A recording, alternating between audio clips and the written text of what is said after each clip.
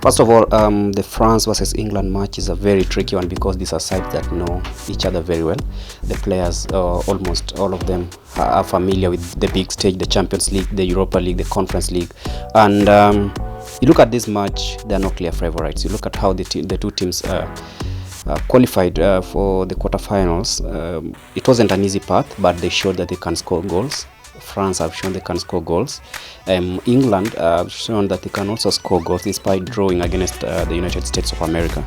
So looking at a game that might stretch into extra time because both sides are capable of going all the way. One thing I would like to point about England is the change of tact after their game against the United States. Mason Mount wasn't really clicking in midfield, so they had to change and bring in someone like Jordan Henderson, and you could feel his presence in the round of 16 where he really had a punch and even scoring a goal and getting the plaudits from his captain, that is Harry Kane, who said that a player like Henderson gives you a new dimension whereby he can back instructions from the back and you can feel his presence on the pitch, and it's really helping England because you could see there are several kind of leaders. Look at their goalkeeper Jordan Pickford, a really good keeper on his day, and in this tournament he's shown that he's capable of carrying the day. If I look at France, it's a team that everyone is talking about at the moment because before the tournament nobody was really talking about France. You could feel the absence of Pogba, the absence of the like of Karim Benzema had really affected them. But look at how they clicked. Though their midfield probably has a few issues, but you can see the likes of Chouameni, the likes of Rabiot, they have really been outstanding throughout the tournament, and it's really helped them push all the way. But one guy I would really like to point out is Kylian Mbappe. Mbappe has come out clearly to show that he's one of the guys to watch after, especially during this time, because he has almost single-handedly helped the team get the goals that have reached them to this stage.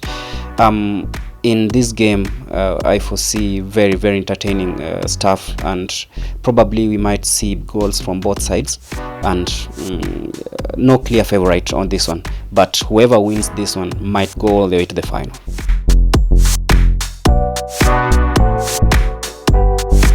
I'm looking at Morocco. Yes, wow, what a story. This is a side that nobody really expected them to do great things, but those who have been following the history of Morocco cleanly will tell you that this is a side that has really been on the renaissance for the last few seasons. You could feel from the domestic league where Wydad Casablanca, the current African champions in the club championship, that is the CAF Champions League. You could feel the likes of Hakimi playing in one of the biggest clubs in Europe, that is Paris Saint-Germain, and the likes of Sofiane Boufal playing in the English Premier League. The likes of everyone's talking about Sofiane Amrabat, the Fiorentina midfielder who really pocketed Sergio Busquets, Pedri and Gavi yesterday. I'm talking about the round of 16 match in which they won via penalties. Tactical discipline, the Moroccans are really up to it, and you can feel it. They are really showing it, not just through talk, but they can stretch a team all the way. And going into this match against Portugal, I feel that they'll carry that African spirit, whereby they know that they have support from both Africa and the Arab world. And that's really important when it comes to such matters, such tournaments, whereby you're sure that everyone is behind you. There's no stage fright anymore, and you can feel even the Middle East, they'll be behind Morocco, and who knows, they might be the first country to maybe qualify for the semi-final of the World Cup from the African region. Portugal, on the other hand, experienced Tupu. I'll really say that Portugal is a side that not many thought would reach up to this point. And you can feel that they are trying different systems, different formations, different players. Who knew Ramos would get a hat-trick in the round of 16? Who knew that Cristiano Ronaldo was going to be benched? And who knew Rafael Leao would score a screamer and confirm that he's also one of the players to look for in the future? Morocco and Portugal will be very interesting because one side won in regular time, 6-1, and the other one 0-0. Stretching into the penalties, and the nerves carry the day, and they have a very good keeper. I'm talking about Morocco, and for Portugal it will be all about testing the waters once more. Are they capable of breaching that defense that has conceded, I think, a single goal in the tournament? Yeah, that will be very, very interesting, because Portugal are scoring for fun, and if I look at them, they are more fluid without Cristiano Ronaldo, so I expect that to continue in the round of in the quarterfinals.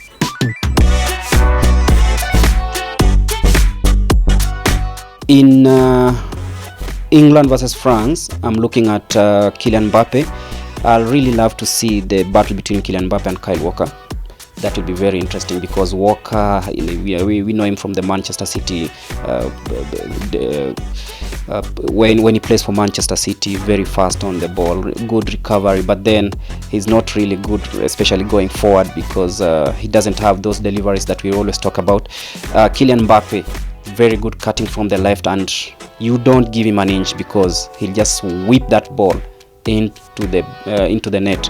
I'm really looking forward to that. For England, I'll go for a weird one. I'll go for Harry Kane. He's not really had a good tournament, scored only one goal, but then this is when you'll know who Harry Kane is, because he's capable of popping up from anywhere and getting those goals. So the two players might just get those two crucial goals. Either side, I don't know who will score on the day. For Morocco, Portugal, looking at Hakim Ziyech. Ziyech has been the unsung hero. Everyone is talking about him being a Madrista and things like that, but then Hakim Ziyech has shown that him coming out of retirement for Morocco has really helped them, because you look at how they're handling this stuff. They are really confident, and when he has the ball, he knows when to pass the ball, when to shoot, and things like that. So for Morocco, I'm looking at Ziyech. If he has a good game, then Morocco will stand a chance. For Portugal, quite a variety, but then I'll go for Bruno Fernandes. He's really had a good tournament, linking the play from midfield into attack, and it's really worked for him. Man of the match performances in I think 3 matches in the World Cup, and that's really, really cool. I'd really love to see how he plays against Morocco, especially if he calms his nerves, because we know he's one guy who, if he's under pressure, then he might not really perform according to what we really know him and the expectations.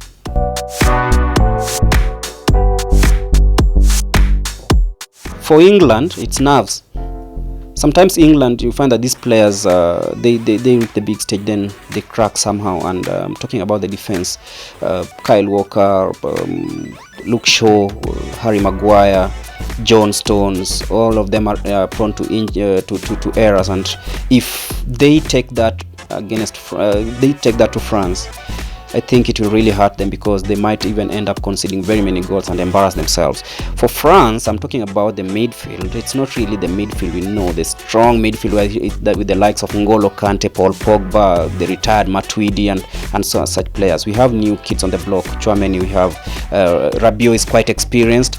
I'm also looking at Theo Hernandez. Is one player who came in for the brother Lucas, just because Lucas got injured. Theo is not really good in defensive voice, but very good when he attacks, because we've seen him do that at AC Milan. He might be the weak link in the French defense, because he might leave so many pockets behind the defense, and the likes of Bukayo Saka can really exploit on that. For Morocco, it's all about the whole team. I'm not going to choose where, because every player there is playing with one spirit, and it's all about, will they slumber, or they'll keep up to that tactical discipline they're used to, and if they do that, they're gonna get the points. For Portugal, I'm looking at the likes of Ruben Dias.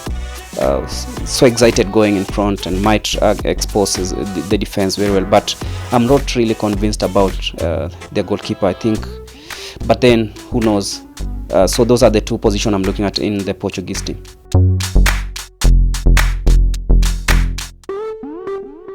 If I was the Portuguese coach, I would do so, because I've seen what the players can do without Ronaldo. Yeah, he's a motivating factor. He's a player everyone is looking up to. These young players are always looking up to. But then they say that if you're not in your best form, then you can't help your team. And I think Ronaldo has had so many off-pitch issues that have really affected him. And this one, I think he's a better player off the pitch, because you look at the motivation he even gave them in their 6-1 win against Switzerland. It was one of a kind in that he celebrated together with the team, and that shows you that maybe they try out this formation and this new the players that played against Switzerland. If at all it becomes tough, then throw him in. I know with this experience he can try out something and maybe help the team win.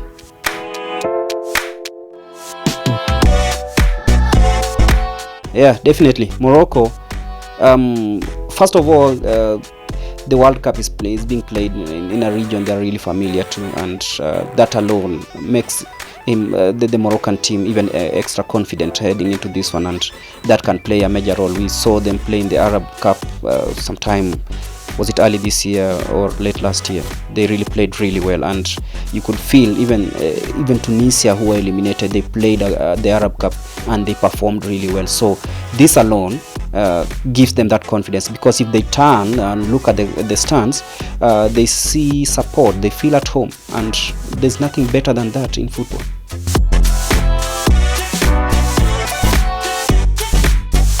I'll go for France winning 2-1 on this one.